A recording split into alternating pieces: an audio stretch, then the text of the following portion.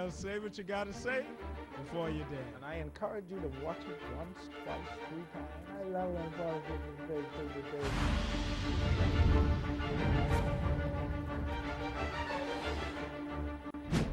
Let me tell you something. You all think he's stupid, you know.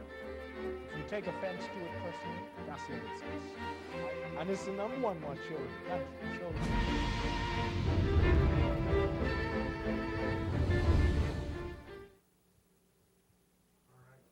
Good evening and welcome to Citizens Review. Now, in every piece of Bahamian colors I got in my house because we got to work hard to feel the 40th this year. So, welcome to Citizens Review. This is going to be the show. We're going to talk about independence. We're going to talk about the wonderful feeling that we get when we think of our country and our growth and our development or not. And so first I want to introduce you to some of my experiences that I've had. I've heard that we have an independence committee. I'm not sure what they're doing. I don't know if you're sure what they're doing. I really don't care no more at this point because it's in a couple of days. But the Ministry of Culture has been doing wonderful things. Last week, or the week before, I think I showed you some of the stuff at the Green Earth Festival I went to. I went to the Pink Party. And last weekend, I went to the All Bahama Island Festival. I want to especially congratulate Angelique McKay, who has been, in my opinion, instrumental in me feeling like an independent Bahamian, because I've gone to all of these festivals, enjoyed Bahamian handicraft, Bahamian food, from healthy food down to chicken wings and chicken in the bag, all as a result of these wonderful festivals. So Angelique McKay, good job, wonderful heritage she comes from, the amazing and the wonderful and the beautiful with the velvet voice, Margaret Elizabeth McKay. Let's show some pictures from the All Bahama Island Festival. This is the Bahamas at 40 logo. The Bahamas at 40. That sounds good, doesn't it? This is me talking to a police officer. Let's keep going. As us having a little more chat, let's keep going. This is one of the farms where they had duck eggs. I was impressed. They grow all their own produce and they were selling duck eggs. They had, underneath this white sheet that you see there is a big pig that you could buy a piece of and get at home and eat that. So it's wonderful to see Bahamians doing livestock and moving towards safer, healthier, and more secure food processes for the country. Next up. Oh, this is a fella, he was doing some conch salad. Next. This is me and Dr. Surratt from Freeport, who provided me with that wonderful booklet after I did the interview in Freeport with Pakisha Parker Edgecombe. He was there at the festival taking pictures with all them big high-tech camera. Next. This was the stage where they had Fast Eddie Dames on the stage. I think we have a picture of Fast Eddie Dames. Boom. Fast Eddie. Hey!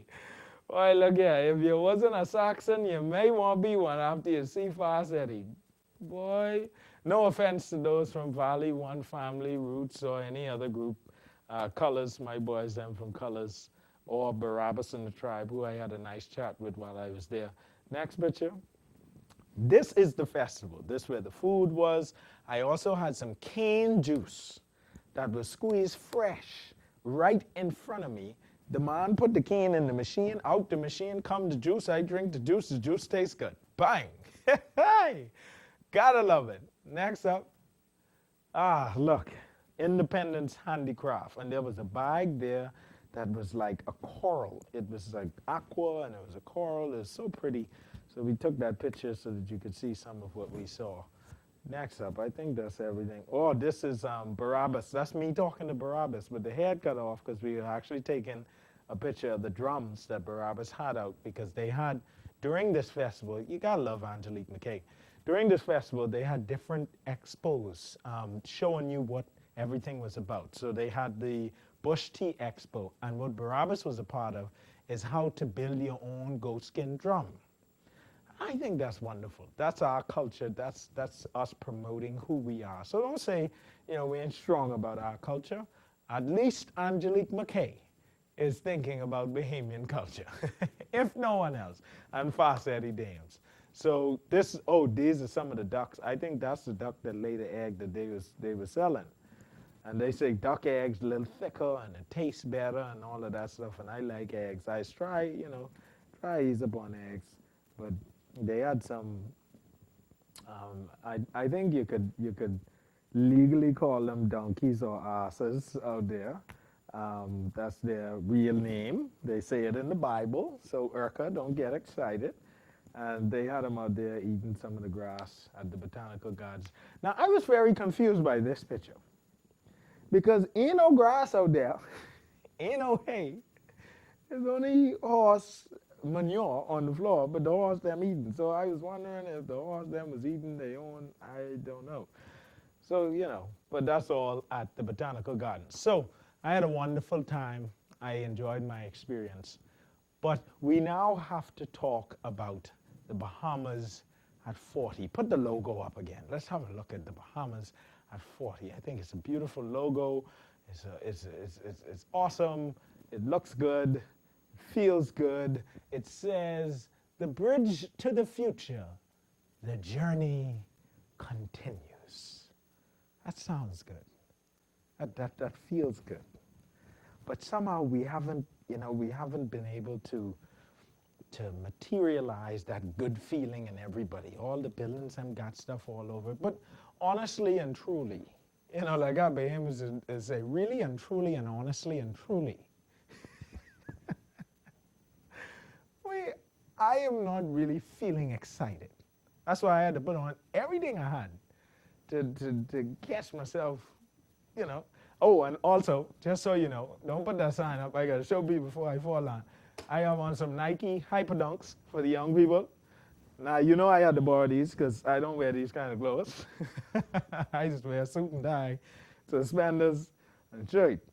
But, I felt excited today. And somebody tell me these don't match. I was like, y'all crazy, eh? You see my yellow lacing on the front there, boy? Get from here. Anyhow, so independence. When we come back from the break, we're going to walk through some things that I've been talking about on talk shows lately. I did Viewpoint with Maggie Colebrook, with Marissa Glinton and Joey Gaskins on Sunday of last week. I did Chrissy Love's show twice this week because Chrissy Love, we had such a good time that Chrissy Love asked me to come back the next day and we were talking more about progress in the country. And this is so that you understand, not a critique and just criticizing and this and that and the next thing. What it is simply laying out our challenge and how we can move forward, how we can move through it, what we're really dealing with. So we're going to talk about independence. Yes, there is no guest today. I've been asked to stop lecturing people, but some things you got to have discussion about. So we're going to talk about it. We'll be right back after these messages. Happy Independence, Bahamas. Don't you like that song? Bahamas.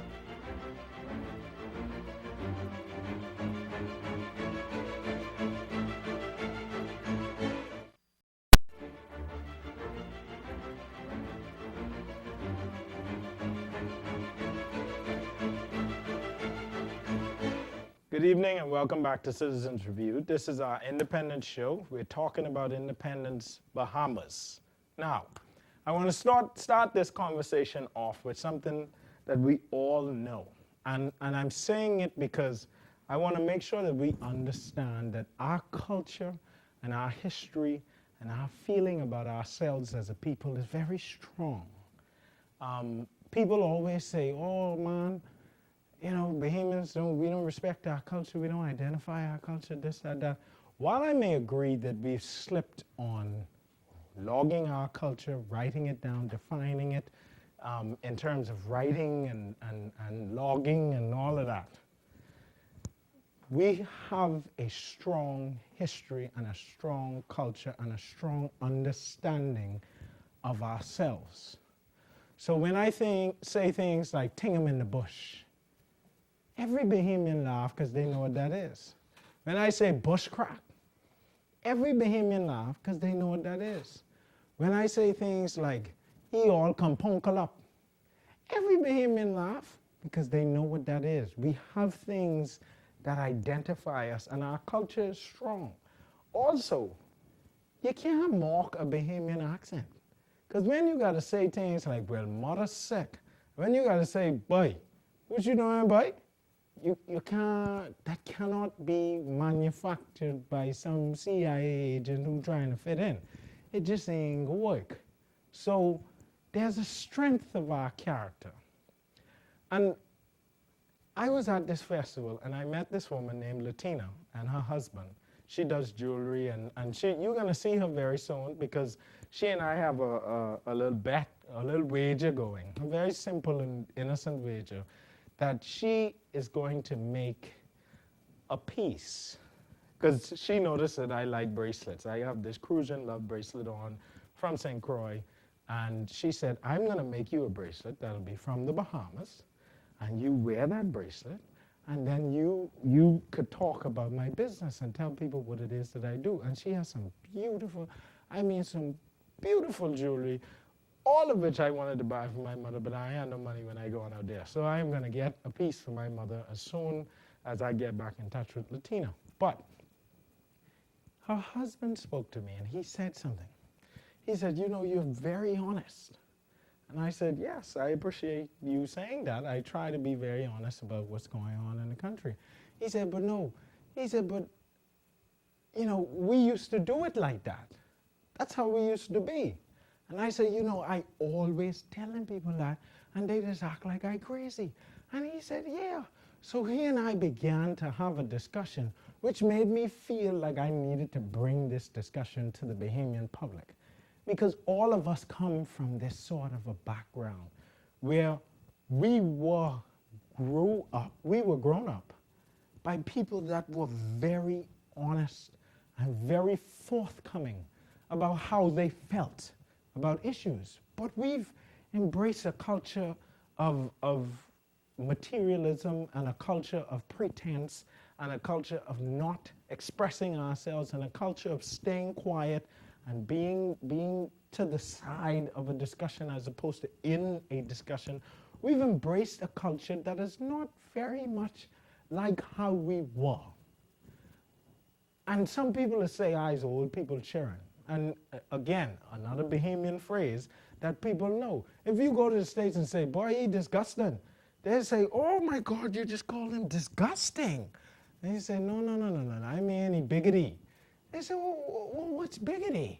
I said, I mean he good for nothing.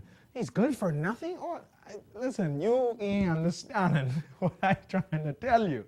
I'm really saying he good for nothing and disgusting, like how you would think of like horse manure on the ground is disgusting. I just mean he little biggity. And biggity mean he little rough around the edges. You know, he little stubborn. But again, all Bahamian language. So me and the gentleman were talking. And he reminded me, and I reminded him with swapping of stories about how one time my grandmother, and she was like a grandmother to me, but one of our sons was getting married. And she told the girl at the engagement party, she said, now, let's sit down, let's talk, and see how everybody doing. So they sit down and everybody talk, and she said, now, you get married to my son? You? Good, it's you, good. She said, now, I got to tell you some things before you married my child, because I like to be honest.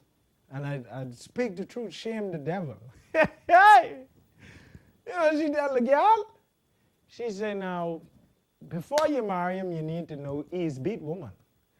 And everybody in the room said, well, Jesus, where this woman? And she said, yeah. He's beat woman just like how he pa beat me. He's beat woman. So you need to be careful now. If I was you, I wouldn't marry him. But if you want to go marry him, that's your business. Look here. Everybody in the room dropped down to the floor. Was shame and embarrassed. But Grandma say what Grandma had to say. And such is the tradition I come from. Next scenario. When a friend of mine was telling me about when his father had a child. Back in the day, his father had this child. And they wasn't sure if the child was his. So he gave the child to his friend and carry him and his friend and the child by his auntie house. And his auntie say, oh, you gonna come to see me? They say, yes, auntie. Good to see you. Know. Say, oh, baby, this is. So this thing I'm baby. Say, we come, he just had baby. So she look at the baby. She say, so this is a pretty baby. Say, but he's a Sanders. So this ain't no Sanders baby. Say, I don't see a hint of Sanders in this baby. I'm looking at the toe, and I'm looking at the hand. Say, if I had a mind, I say, this your baby. Say, the fingers them look like we own. Say, nah, I ain't sure. Say, but this baby look like one of us. And then he take the baby and say, Grammy, Auntie, this my baby. And Auntie, that was all the DNA tests you didn't need. But one thing you knew was that Auntie wasn't going to hold that. Then I have a story of my grandma, Elsa Smith, who, you know them Long Island people was a little prejudiced. They didn't too much like dark. And so one time, my uncle bring this gal home, and she bring the gal this dark, beautiful girl. My uncle to them was handsome fellas. You know, my uncle Donnie used to model and everything, bring this beautiful dark girl home. And he bring the gal and introduce her to mama. And mama say, hey, darling, how you doing? Say, I doing all right, mom. Say, yeah, say, you come with Donnie, eh? Say, yeah, boy, my son like this gal, them dark, so, eh? Say, yeah. Say, she's a night fighter, that one. Look here. It wrong, but that's how the woman would feel. Then there was another situation. And I'm telling you these stories to sow the seeds that we all know, to talk about the culture that we all understand, to reference a history that we all come from. I'm making this honest stuff up. We all come from that where your grandma them, that generation that preceded this generation of our parents, that generation of the children of slaves and freedmen who fought and won our battles before independence, way before independence. These are people from General Strike and from Burma Road who were working and making things happen. These are people who worked the contract. Before independence was the young set. That was the new set. I talk about the set who was honest with us, who gave us it as it were. One time my Grammy meet this girl, and they say, Grammy, meet this girl, you may know her daddy. Say, what's your daddy name? Say, my daddy is such and such. Say, oh. Say, yeah, I knew your pa, you know. Say, but your pa, he was a bad man. Oh, Jesus, he is a bad man. He's to beat your man like you're crazy. And when he get drunk, oh, Lord, he may beat somebody else's wife. Jesus. And, you know, that was just how it was. We were honest, more honest and forthcoming about these things. So anytime you watch Citizens Review and you think I'm going crazy, just remember your own grandma, who when upon first glance would be honest about what is going on. Upon first glance would say, will you say your name is Ferguson? Say, boy, I had a mind to call you a Thompson, but I ain't gonna shame you right out here with all these people out here, but you don't look like no Ferguson. I don't see no Ferguson in you. Let me see your hand. And they diagnose you right there. Say, yeah, I know your daddy. Uh-huh. I think he is the man they used to say had the 4 different family in 3 different islands. Yeah, he had one in the west of Nassau, the next on the east, and 2 other islands, one Andros, one in Summer. That's your part. Jesus, that man can have tyranny. And the story goes on. That's where we come from. That's part of our independence story. That's part of our culture that may or may not be talked about. But that's what we knew. Citizens Review is no anomaly. This is no development of the new century. This is old Bahamian honesty, old Bahamian forthrightness, old Bahamian tell the truth, shame the devil. That's all it's about. We'll be back after these messages. We're talking independence.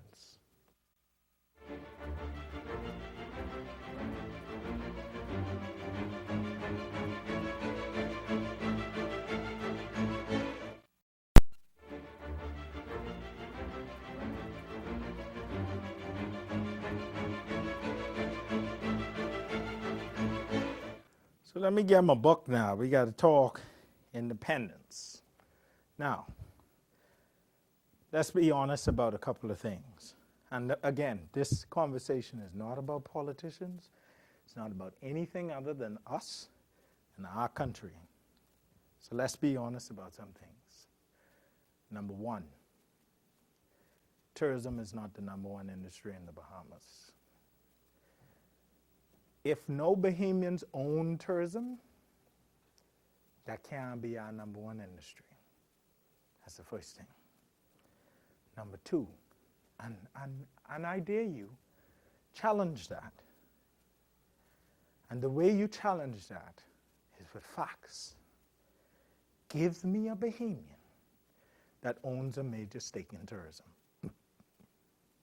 If you cannot, then what you have to do is tell me what Bahamians do in tourism. And you and I both know the answer to that. Our job in tourism is labor. We work. Number two, banking and finance is not the number 2 industry in the Bahamas for Bahamians. Name me one Bahamian that owns a major stake in banking and finance. Let me name some banks for you. Itaú, have you heard of it? Banco Gotardo, have you heard of it? Santander, have you heard of it? Pictet, have you heard of it? Those are some banks that are major players in the financial services agents industry, along with UBS and HSBC that you may have heard of. The point is, no Bahamians own those. The point is, Bahamians hardly have an account in them. The other point is that you could hardly get an account in them without giving them your children, your leg, your arm, all your land, and everything you got.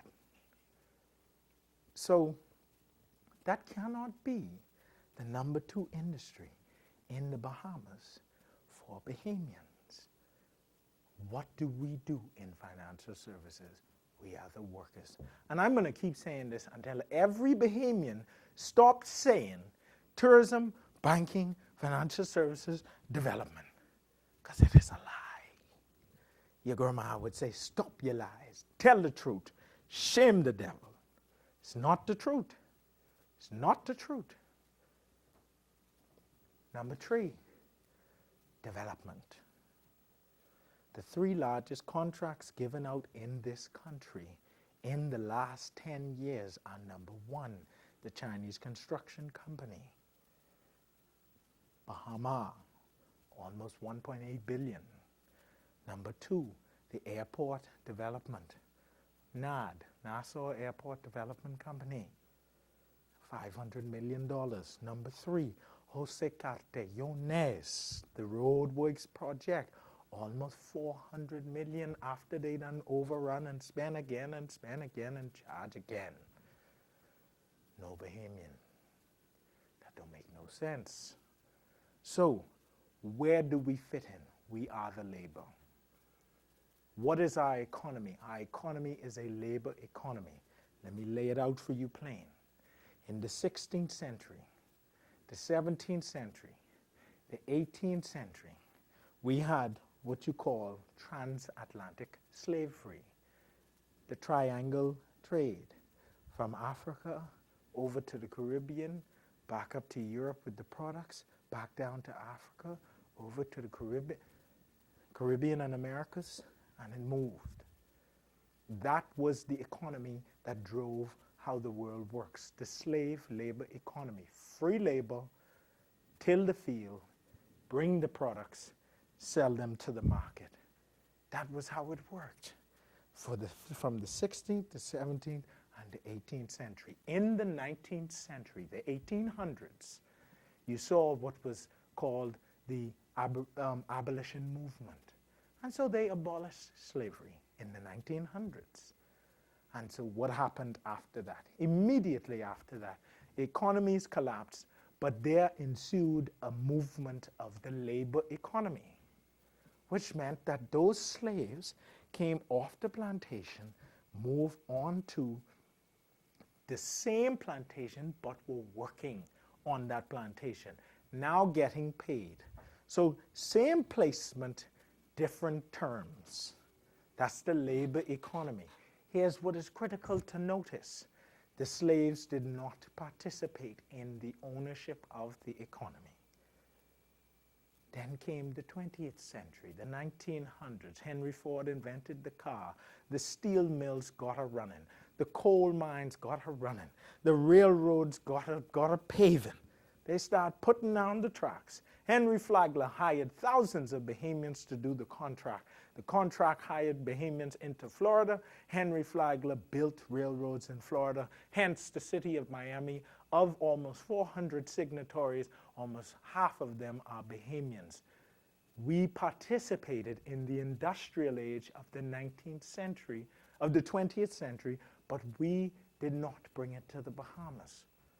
What we did have in the Bahamas is that we grew our own food. We exported food to the United States. We had a progressive movement of growing and producing.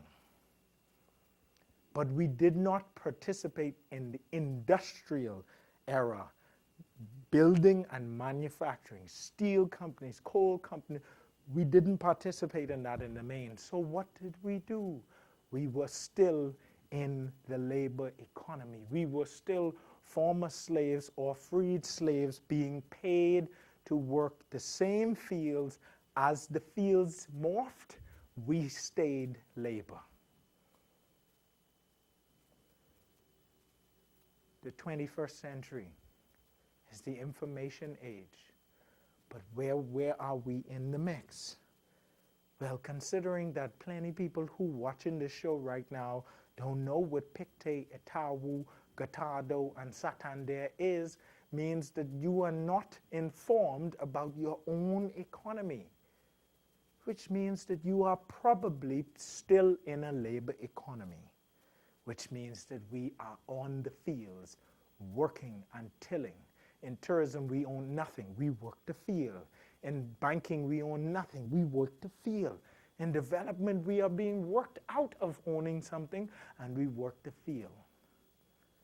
What that means is that we are still running a 19th century economy. We still have 20th century leaders, and we have not embraced what the 21st century means. That is critical. Why? It is critical because a man named Randall Fox realized what he termed, what Walter Rodney and Eric Williams, the former Prime Minister of Trinidad and the former revolutionary in Guyana, who wrote How Europe Underdeveloped Africa, what they figured out was what they called the plantation economy, which is what I just outlined to you, where you work, they own, they make the money, they go with it, we struggle. That's our predicament. That is not independent. But what Randall Fox realized back in the 1950s is that this was a system that was pervasive and it was destructive, and it was challenged. What Fidel Castro realized in 1959, when he brought about his revolution, was that tourism eroded the human capital. What that means is, Stafford Sands outlined it clearly. We don't need the University of the West Indies in the Bahamas because we are bellmen and maids. We don't need university education. And so Stafford Sands, when the Colonial Office brought the resolution to the Bahamas Parliament of passing to bring the University of the West Indies to the Bahamas, Stafford Sands blocked it because he had introduced a model that ensured what Randall Fox called the barefoot economy, which is the plantation Bahamian style. Randall Fox is one of our true heroes and is under-celebrated in a way that is disgusting to the mind, because he realized that if we do not protect the laborer, then our country would be destroyed and the people would be destroyed, because what was going to ensue was a labor economy, a plantation economy, a barefoot economy that kept Bahamians at the bottom and ownership out of their hands. How is it that in 2013, not one Bahamian owns a major stake in tourism, banking, and finance, or development to this day? How is that? Well, that was not a mistake. And that is not the Prime Minister's fault, or the former Prime Minister's fault, or the former Prime Minister's fault. They followed the system that they knew. They knew how they were not creative enough to change it because it is an entrenched system.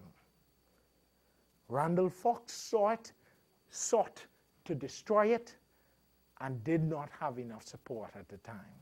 Certainly not the support of Lyndon Pinling, who asked the foreigners to have faith in us and stay. Am I saying that is a bad move? No, I'm just telling you the story. What I am saying is that we don't celebrate Randall's identification of our predicament 50 and 60 years later after he saw it and he said it, and we are still living it.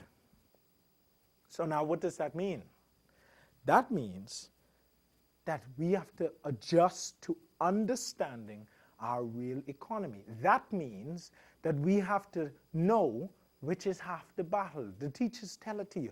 Knowing is half the battle. I've said this all week, and I am saying it in this culminated way so that people could understand and so that we could move in a different direction away from the barefoot economy, the plantation economy, the labor economy, and into an economy of ownership, of progressiveness, of treating people like people, and of acting like the Bahamas is a country for Bahamian and all people that love it. So here's what that means. Here's what the independence message is all about. The independence message is a message of progressiveness. It's a message of moving forward the country in a way that protects the interests of the country, its people, and all that love it. I continue to say all that love it, and not just its people, because there are other people here that are to be considered. There are foreigners here that appreciate this country and will help us build this country, white, black, and any other color. There are people here that seek opportunity and will help us build this country, but we have to be progressive. Here is what I foresee. I think that we're going to have two struggles. One, we're going to have a generational struggle as we continue, as the journey continues, as the logo says.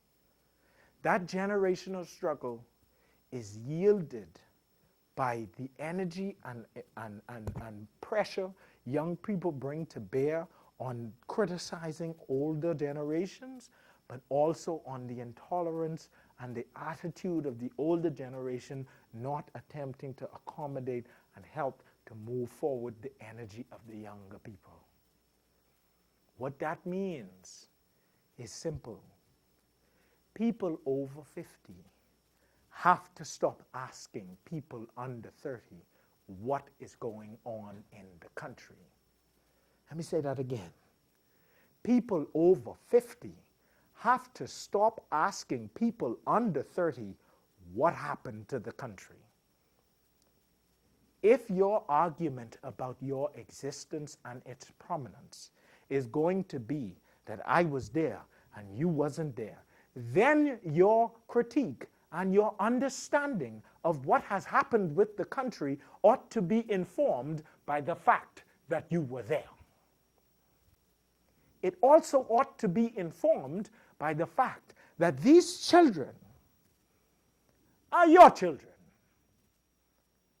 And it don't matter how mad they make you. It don't matter how impatient they get.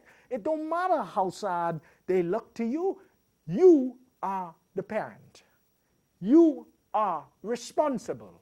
And you hold the bigger card and the duty to work with them. And young people have the responsibility to respond to experience, to respond to a voice that is more learned. Young people have the responsibility to hold a position that understands that if there are progressive thinkers amongst the over 50s, they must embrace them because all of them have not failed us. Some have. So there will be a generational struggle that I think we will struggle with and we have to work through. But there is another challenge that I think will be even more difficult. If we want a Bahamas where we break down the barefoot economy, where we destructuralize these systems that have attacked the very core of the Bahamian, where we stem the tide of the Bahamian being an endangered species. And I'm not talking about backing up Haitians or any other grouping of people. What I am talking about is protecting the interests of Bahamians because there's only a couple of us. And we have to protect ourselves. I am not anti anyone, but I am very much so pro my country and pro my people. And my people is not an idea limited by the geographical space of 100,000 square miles of Negroes in this country and mulattoes and whites. My people are people that share a common history, a common culture, and a common understanding. This is progressiveness that we will struggle with. When I say we can struggle with it, I mean we can struggle with the oligarchy who wants to hold the power in their hands and keep it amongst a bunch of people just by themselves. But we cannot allow that. We have to make space for the dreams and the opportunities that young people and middle-aged people and old people want to happen, because all of us in this together. Those dreams and those things that people want to see happen for themselves and their families and their children, we have to make room for that. We have to make room for innovation. But you know where we have to start? We have to start at a place that I've been going to from I was born, from I was confirmed in the church, from I was baptized in the church, and from I knew myself. In the Anglican Church, we have a saying. Aside from we are but dust and to dust we shall return, we say something every Sunday that I think epitomizes our independence experience.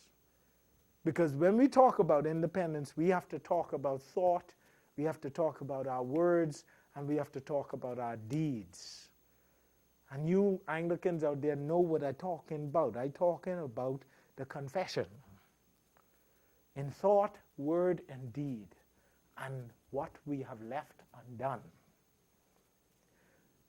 There is something that we say before we start confession that I think all Bahamians need to take into account. And it is, if we say we have no sin, we deceive ourselves and the truth is not in us. But if we confess our sins, God is faithful and just, and will forgive our sins and cleanse us from all unrighteousness. Let us therefore confess our sins as citizens of this country, not sins as Christians, but sins as citizens, the things that we have done wrong and we need to shape up and ship out on, the things that we have to get right. Let me say that again. If we say we have no sin, we deceive ourselves and the truth is not in us. But if we confess our sins, God is faithful and just and will forgive our sins and cleanse us from all unrighteousness. Randall Fox used to say, righteousness exalteth the nation. I think we need to look at what we need to confess as citizens. We need to confess the fact that we have not embraced the idea that the greatest of these is love. The greatest of these is love means that when we strive to be a progressive nation, those that hold the wealth and the power understand that if they do that to the peril of the many, they are not operating in a way that is righteous. And we have to break down those kinds of systems. We have to take advantage as a progressive country of our resources. And our resources should be channeled for Bahamians. We cannot have it that tourism exists in this country and we do not own it. We cannot have it that banking and finance exists in this country and we are not major players. We cannot have it that other country developers make more money from our tax dollars than us in development. We cannot have it that we have trivial discussions about gambling when in fact that is the business that we are in. And we insult our own selves when we talk about we cannot own gambling. And I'm not talking about gambling in the inner city. I'm talking about multi-billion dollar profiting gambling happening on Paradise Island, happening on West Bay Street, happening in Freeport, going to happen in Bimini. We cannot continue to isolate our own selves from the ownership of our own country. And this is not the blame of any leader. We have all participated in this. We cannot continue to have hatred in our hearts for our Haitian, Jamaican, Trinidadian, Guyanese, and all our brothers and sisters from throughout the Caribbean and Africa and this region. We cannot continue that. We have to be honest. If we say we have no sin, the truth is not in us. We deceive ourselves and the truth is not in us. We, in the education system in the Bahamas, could not have educated our children without the help of those from the Caribbean who have come to help us educate our children. How dare we hold hatred in our heart? We have 40 years of independence in the Bahamas because the Haitian people, 200 and something years ago, 204 I think, decided that they would never be slaves. And so freedom in the Western world, check the facts, freedom in the Western world was yielded by the Haitian country and the Haitian people. Toussaint Louverture is the pioneer of freedom in the Western world. Well, where do we live, people? We live in the Western world, in the Western Hemisphere. And we are Negroes who were once enslaved, some of us freed slaves, and we had to experience freedom. Why did it come to us? Because there was a group of black people who fought for their freedom 169 years before we got ours. And we spit in their faces and we call them black and nasty and dirty. If we say we have no sin, we deceive ourselves, and the truth is not in us. Progressive government for the people is also a progressive government for all people. We have to stop with the discrimination against gay, lesbian, bisexual, transgender, asexual, intersexual. You got to stop that. For the greatest of these is love. If we say we have no sin, we deceive ourselves and the truth is not in us. We fire these people. We discriminate against these people. Some people beat them up. It's wrong. And for us to suggest that we would not include in our Constitution protection for the rights of all people, including women, children, and those of alternate sexuality, is ridiculous. But this is the progressive struggle that we will have. We will want a greater country that is more responsible to us, more transparent with us, that offers Bahamians ownership, participation, real citizenship in your own country where you own the country, where the Swiss banks are owned by Swiss citizens. And that's a normal thing. But in the Bahamas, the greatest tourism country in the world, the tourism industry is owned by someone else. But if we want that kind of progression, then we have to accept the progression that has to do with our relationships with other people. Like our brothers and sisters who have come from the Lesser Antilles in the Caribbean to help us to educate our children. We have to be honest about these things. We have to be forthcoming about these things. We have to stop arresting our young black men in the courts for small quantities of marijuana. That is not progressive. That does not help anyone. Criminalizing Bahamians does not achieve anything when, in fact, the very country, the United States, that advises us to make it illegal and ask us to be heavy on enforcement is legalizing it in their own jurisdictions. And is analyzing the fact that they're legalizing it based on not disadvantaging their young people. Well, what about our young people? What have we criminalized that makes no sense? We have to look at these things. We have to pay attention to what progressiveness means in the whole picture. And there are young Bahamian, strong, powerful personalities and leaders that will come about. I know we have been stuck in a cycle, a political cycle of every 5 years we flip and flop because we feel like we have no options. But there will come young progressive thinkers. But we are going to have to be prepared to think progressively.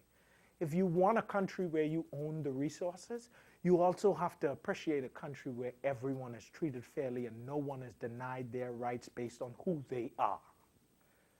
If you want a country where the wealth of the country is protected for the people of the country, where the salt mine in Inagua will not be exploited by a foreigner, where the gambling industry and the tourism industry and the banking industry and the development industry will not treat us like workers and slaves, but will empower us and embrace us as owners and innovators, where the technology industry will appreciate the minds of Bahamians and understand that there is a Bahamian at NASA that have created technology that has allowed the spaceship shuttle to travel more efficiently.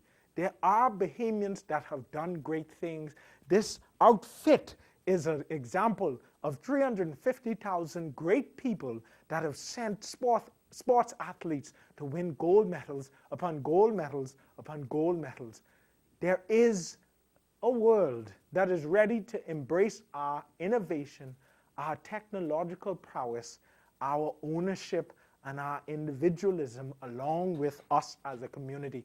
But that world expects us to be progressive. That world expects us to understand that there was a free black nation 200 years ago that has yielded the freedom that Bahamians experience today.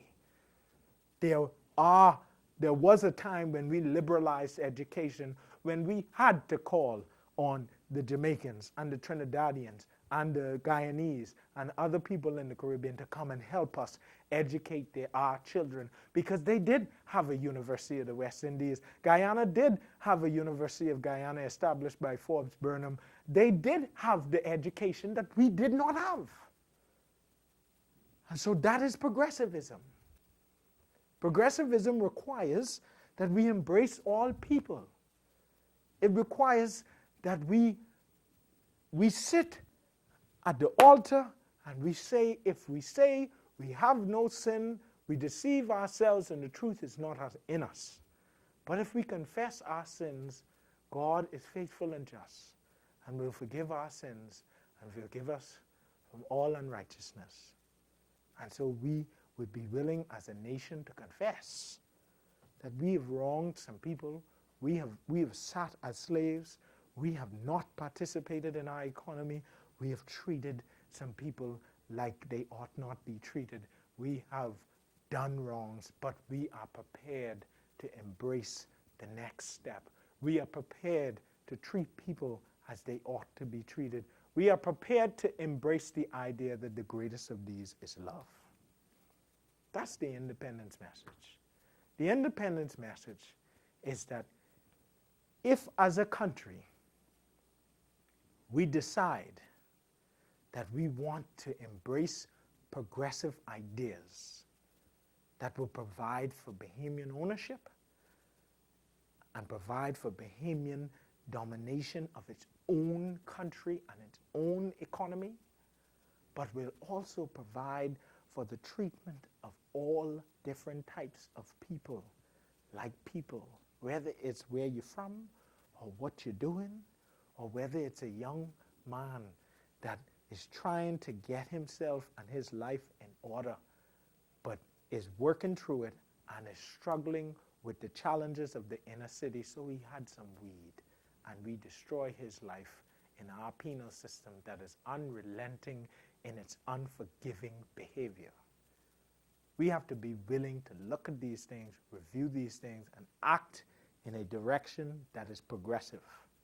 We want to own our own country, but when we own it, it will be a country that acknowledges that the greatest of these is love. That's an independent Bahamas, independent thinking, independent people, independent in thought, word, and deed. And I promise you, there will come a group of young progressive Bahamians that will advance these kinds of messages. And all I could tell you is, my brother, when they come, you better trust them and give them your chance. Because if we don't take a chance on forward movement and progression, then we will be stuck. We are but dust, and to dust we shall return. So you might as well say what you got to say before you're dead. That is our show for independence. I appreciate you watching. Again, that had nothing to do with politics, all to do with us.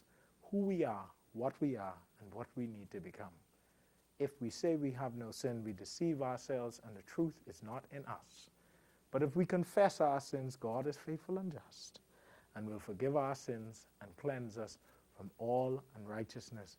Let us therefore move forward as productive citizens and become independent in a real sense. And when that happens, I wouldn't have to wear everything aqua, yellow, and black in my closet to make myself feel good about these kind of times. See you next week.